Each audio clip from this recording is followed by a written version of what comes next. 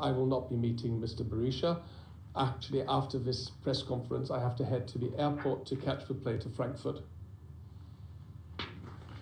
I theksoj plotësisht ato që tha zoti Gonzato, duket që ne mbajmë të njëjtin qëndrim, kur ne udhtojmë në vende të treta, përfshirë këtu dhe Malin e Zi dhe Shqipërinë, siç kemi vepruar edhe në këtë rast për Malin e Zi dhe në Shqipërinë, takohemi edhe me përfaqësues dhe udhëheqës të partive të opozitës. Sot jemi takuar me 3 udhëheqës të Partisë Demokratike, kemi bërë pastaj edhe një takim me udhëheqës të partive të tjera opozitare. Në rastin e Partisë Demokratike jemi takuar me zotin Gazmen Bardi, Jorit Tabaku dhe Bana Bokshi. Sa I takon zotit Berisha nuk do takohemi me të sot. Në fakt, mbas takimit me ju do të shkoj drejt në aeroport. Osman Stafa, News 24.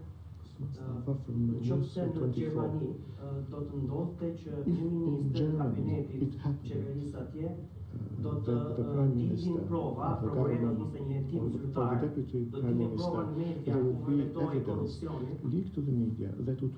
korrupsionit. Dhe më pas kryeministri, kancelari atje kushdo qoftë, do të ndërmerrte hapa për të mbrojtur, hapa ligjor, për të mbrojtur ato ministër, apo atë ministër tjetër.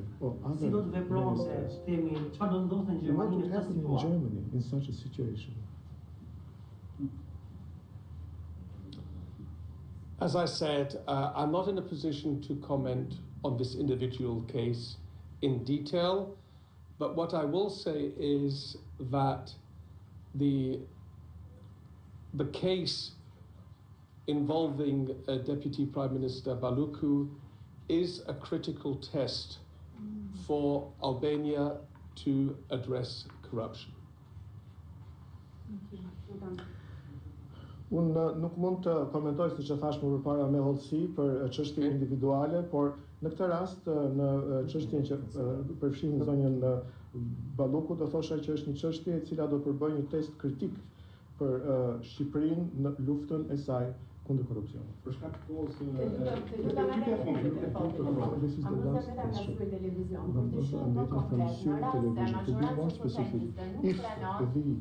Nuk pranon të heqë imunitetin zonjës Ballukut dhe pendon pas arrestimin e saj. A do të rrezikon kjo procesin e integrimit të Shqipërisë në Bashkimin Evropian? Një pyetje direkte, ju lutem, jo diplomatike.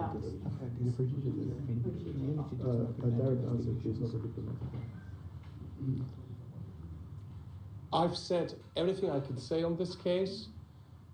It needs to be thoroughly investigated. That is the main point, and I'm not in a position to comment on the domestic political discussions, which are obviously ongoing here in Tirana. We have addressed this issue in our internal conversations, but I wouldn't add anything to what I have said. I kam thënë të gjitha që kam për të thënë për këtë çështje, duhet kërkuar plotësisht. Nuk kam komente për gjërat të cilat janë të tilla, të brendshme. Ne kemi bërë diskutimet tona të brendshme, por nuk kam komente të mëtejshme për këtë. Dhe një pyetje tjetër, se Bashkimi Evropian mbyll syt për disa gjëra që nuk I pranon në vendet e veta. Në rastin e Shqipërisë, kur kryeministri Rama bën një listë të posaçëm për të mbrojtur ndryshime ligjore për të mbrojtur qeverinë e tij. Në këtë rast, a janë shkrirë standardet e Bashkimit Evropian?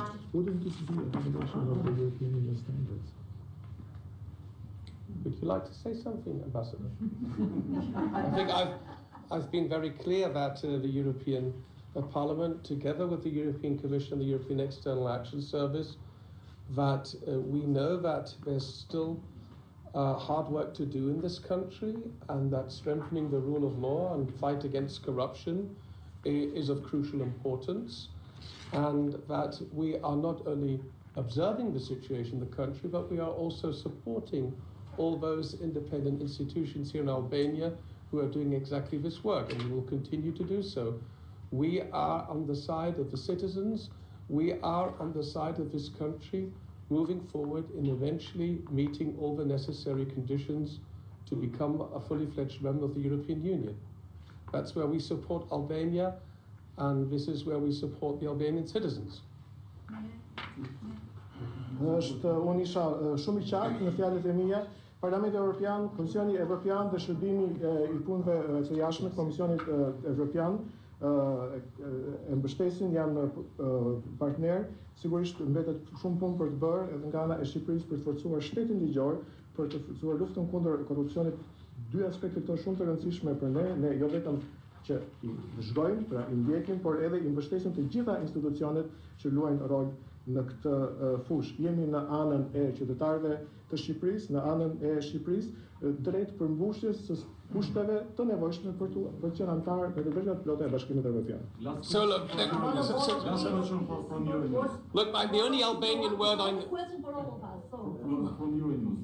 a patat ndonjë diskutim me përfaqësuesit any discussions with the representatives from the Prime Minister or the representatives in the Parliament regarding the membership of Albania in the Board of Peace, because most of the EU member states are not part of the Board of Peace. I must put this question because some members of the delegation had discussions with. The only Albanian word apart from Miradita I know is Valimenderit.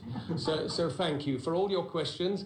And this will be the final question because I have to go to the airport to fly to Frankfurt and then I go to North Germany, which is a bit difficult connected. Now, on the question, yes, we took note of the Albanian decision to participate in the Board of Peace. I can't speak for the EU 27 because there are different opinions within the European Union. So a few member states of the European Union are also participating in the Board of Peace. Others have still to make up their minds. A large majority of EU member states is not ready and not interested or willing to engage in this. We asked our Albanian counterparts for the reasons why Albania decided to go this way. We also understood that this was supported not only by the ruling party but also by the opposition in the Covendi, and we took note of this, and in our delegation of 9 members, which was a very diverse representation of the European Parliament, we also have different views on that. So I'll tell you something, on the Board of Peace, some are in favor, some are against, some are positive, some are critical, some have to make up their mind. Well, that's democracy. We sometimes agree to disagree.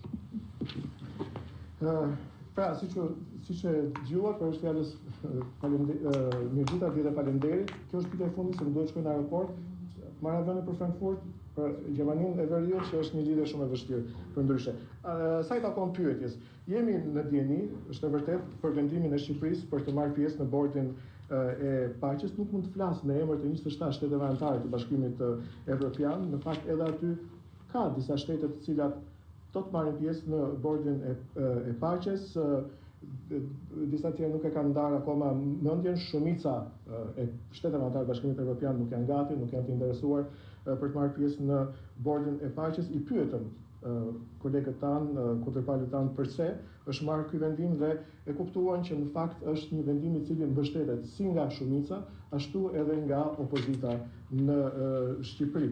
Në fakt edhe në delegacionin tonë që përbëhet nga 9 anëtar ka mendime të ndryshme lidhur me këtë, dhe në fakt për bordin e paqes kështu është.